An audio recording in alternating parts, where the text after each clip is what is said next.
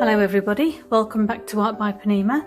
Today we're going to watercolour a lovely vase of flowers. And what I've done already is I've done like a round vase which we're going to look like it's filled with water, and then I'm going to put some flowers just coming out from the top of it. So because today's project is quite loose, what we're going to be doing is we're going to be using quite a lot of water.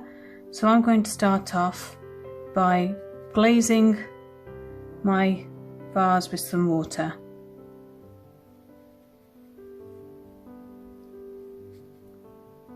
So I'm using my number 4 today, and we're on a cold pressed paper. This is 300 GSM, so it's a good weight and that will stop your washes from buckling. So make sure that the paper that you use is of a good weight. All what I'm doing is just wetting the vase area. Then what I'm going to do with my mixing brush is get some cerulean blue. Doesn't matter which blue you use, you can use any one. This is quite a concentrated mix. So I'm then going to load up my brush with this concentrated mix, and then I'm going to put it into the area that we just put water into. Because it's a loose one, I don't want to paint the whole area, I just want to drop some colour in and just let it sweep its way. So what I'm going to do is I'm just going to tilt the paper slightly, and I'm going to drop a little bit more colour in here and let it just do its own thing. Okay, just need to put a little bit more water around here. So what it'll do, it'll just guide it. The paint will go where the water is.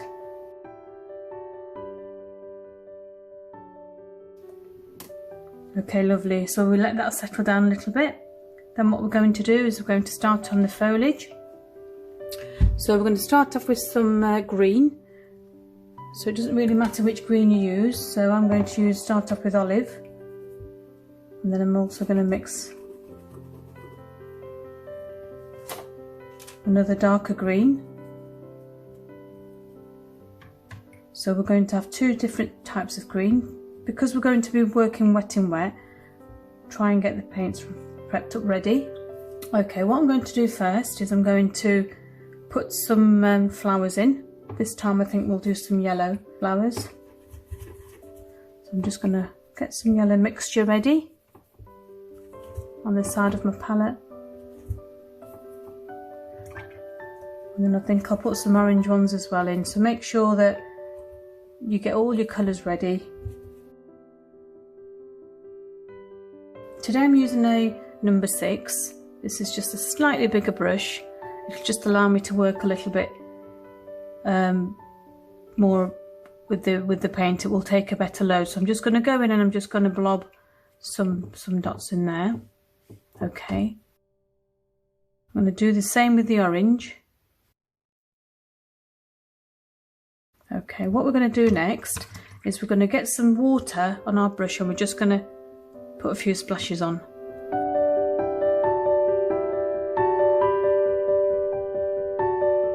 Okay, once we've got the splashes in, all what I'm going to do is just, with a damp brush, just loosen some of the colour where we put the little blobs of paint on. So I'm just going to loosen it up a little bit, just touching the edge. So this way it's a loose painting, but we're in control a little bit of it. It's not doing its own thing completely. Okay, lovely. What I'm going to do is just wet the area around there. Go in between a little bit. Try to keep some of the gaps because that's where our foliage is going to go in. So I'm going to pick up some green and then I'm going to just drop it into the wet areas.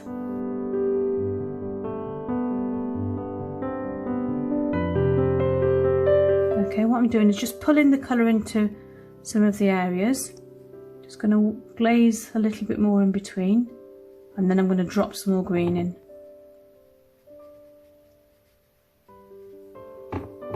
Okay, the base of the pot is going to be quite dark foliage, so we drop the olive in, then we're going to go in and make that a little bit more darker.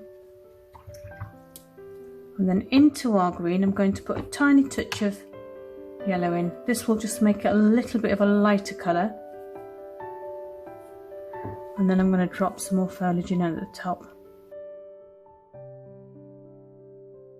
So this is just very light marks, just dabbing almost with our paintbrush. You can mix some of the colours in, you can pick up some of the dark green, some of the light green, and just drop it in. And this is really what watercolour wants to do. It wants to do its own thing. We often say it has a mind of its own, and that is so true. So I'm always trying to control it, and it doesn't always want to do that. But some of these effects look really pretty once they've been put on. So we're just slightly dabbing the green, and then what we need to do is just let that dry a little bit, and then we'll come back to it. So I'll just give you a close-up. Okay, so we're going to let that dry, then we're going to come back to it in a minute. Okay, so this is dried off really well now. Can you see how the colours have started to merge in? I think it looks really pretty. So what I'm going to do now is I'm going to go in with my orange, and I'm just going to go back to the flowers and just put a little bit more dimension to them. So just go in and just paint half of the flower in the orange. Then what we're going to do is we're going to go into the yellow and just put a touch of yellow in as well, just to brighten them up, because as the watercolour dries it fades out. Okay, lovely. So what I'm going to do now is I'm going to do the same with the foliage.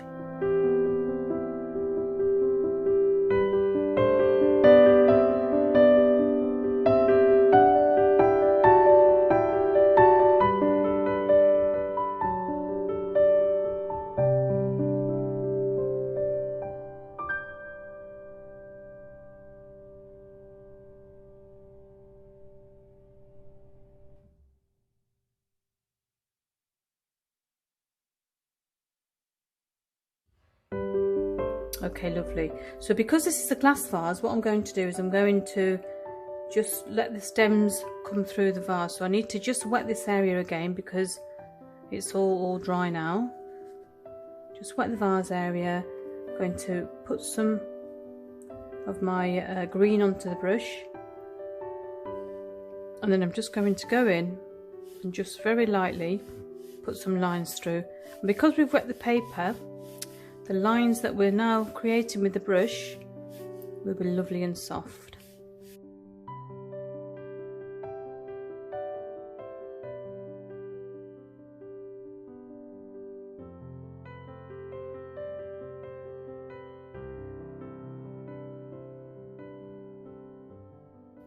Okay, the last thing we're going to do is just put a little bit of a shadow just coming from the vase. So if I just mix a little bit more of a darker blue, this is French ultramarine, I'm going to just wet the area at the bottom first, just where the shadow is going to form, and then I'm going to go in with the concentrated mix and then just drop it in.